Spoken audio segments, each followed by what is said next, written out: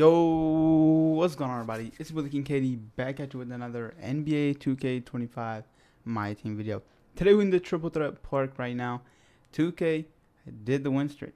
They brought the win streak back. You know how they do it. Whenever there's an event, they do the Sunday win streaks, which gives you the best event piece. And this event is the Invincible Glitched Festival piece. All right.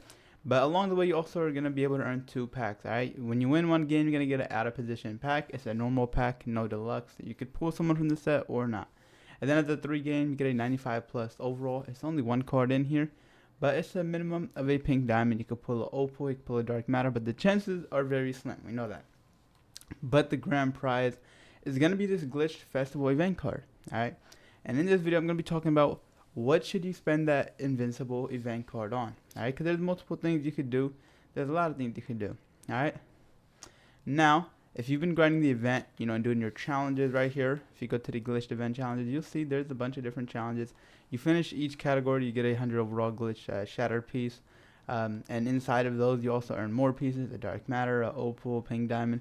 And you got 6 different tabs. You have 6 different tabs, and if you've been playing King of the Court, the 3 games, you also have some more pieces. But what can you use this one piece on? All right, that's the first thing I'm going to talk about.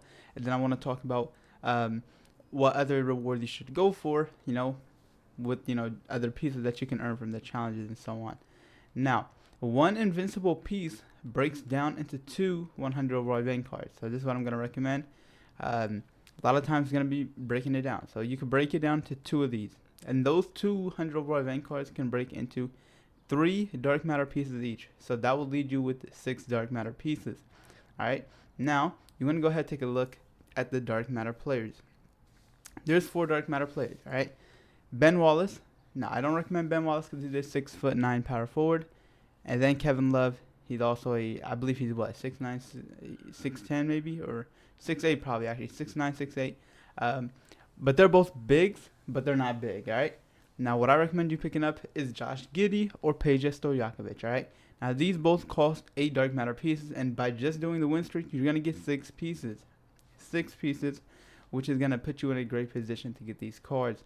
Now, you got 6 pieces. How do you earn the last 2? That's easy. That's easy. You go to your glitched event challenges. You do not have to play online, right? Let's say if you're not an online player, go ahead, play some domination. You win 5 domination wins with the glitched players, you're going to get a dark matter piece, alright? And then you do all the other stats, you'll be able to go and, add them to the exchanges, exchange up or whatever. And then do the breakout win streak, alright?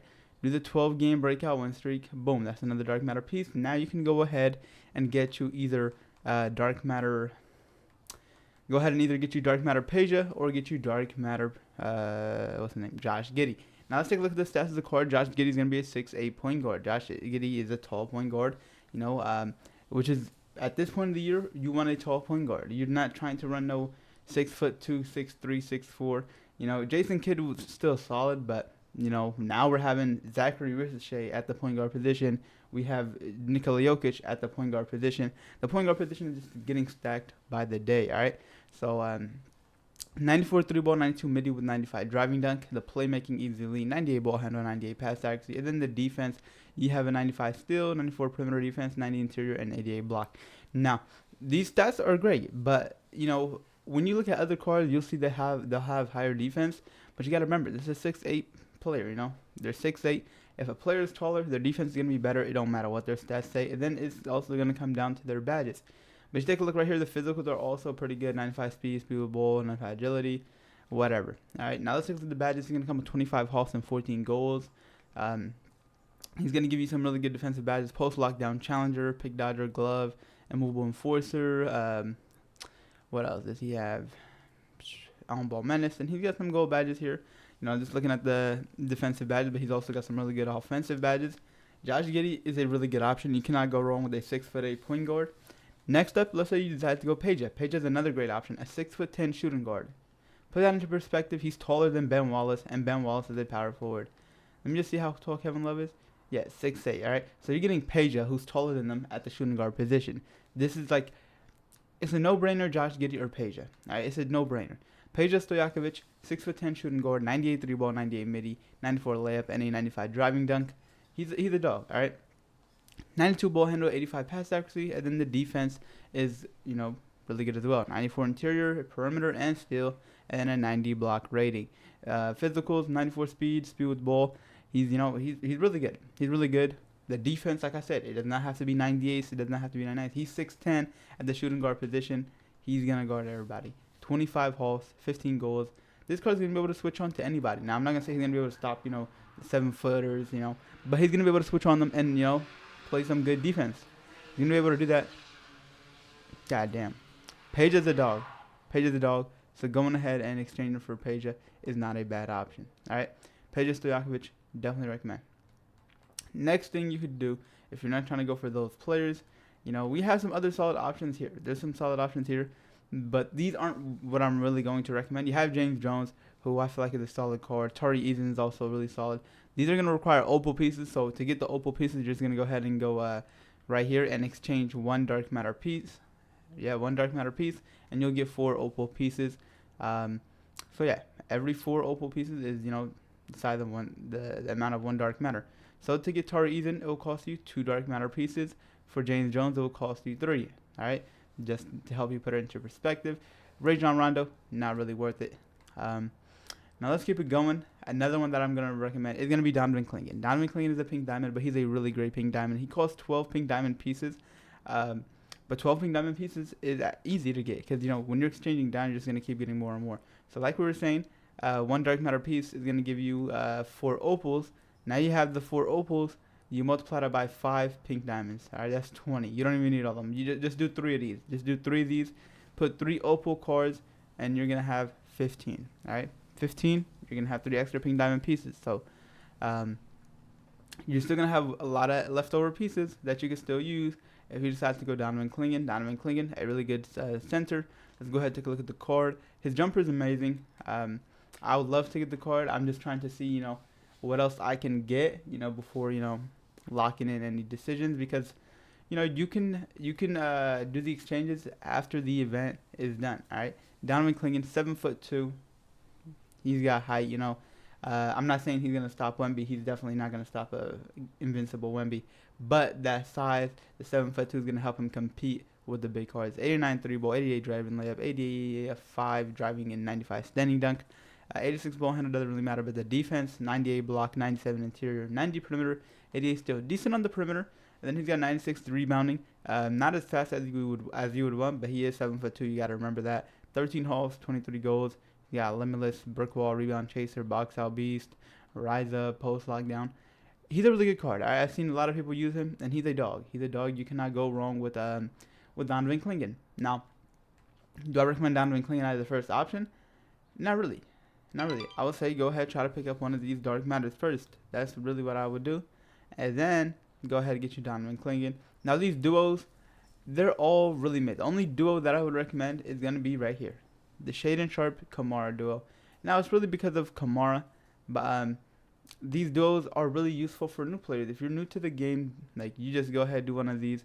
Your team's going to be it's going to be very helpful for your team in the beginning. Next up, you have the deluxe badge packs and the shoe packs. Now, are these worth it?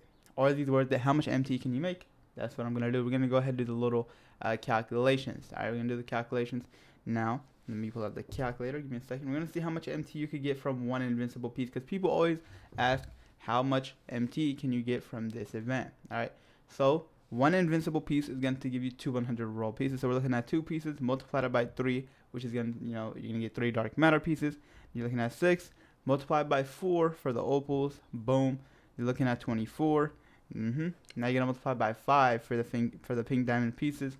And the pink diamonds multiplied by 5 more. You're going to be looking at 600 pieces. All right, 600 pieces. Now, the shoe pack requires 2 pieces, right? It requires 2 diamond pieces. So we're going to go ahead and divide that by 2, which is 300. Don't need the calculator, but yeah. So 300 of these packs. 300 of these packs. What is this pack going to give you? Guaranteed 300 MT. Guaranteed 300 MT. You multiply it by 300. You're looking at 90K, right? Hold on. 300. Let's say if you quick sell your takeover, you're looking at 325. You're looking at almost 100K. But now if you get some good takeovers, you go ahead and sell them, then, it could be a different story. But you're looking at 97,500 MT if you decide to sell them. Now it's not as good as it was in the All-Star event and the events before that, but it's still decent. All right, if you would rather take that MT over these cards, I wouldn't blame you. I mean, MT still MT. All right, MT still MT. And let's say you're not going for Jimmy or Jokic, or you're not opening packs or whatever, or any of these 100 overalls, and Josh Giddey and Peja don't play for you. Going with the MT is not a bad option. All right, it's definitely not a bad option because you can go ahead and get your MT, and the auction house is looking completely different. Like, you're seeing dark matters for buyouts. Like, there's a lot of dark matters for buyouts.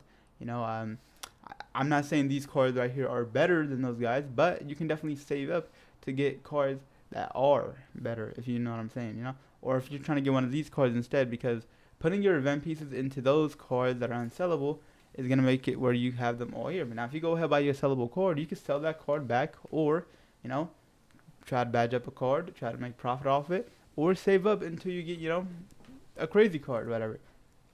But yeah, that's what I'm going to recommend you guys to do with your event pieces. First off, you can do the MT. It's not as good as it was in earlier events. Next thing would be Peja or Josh Giddey, both solid options for 8 dark matter pieces. James Jones and Tari Eason are solid options as well. Donovan Clingan.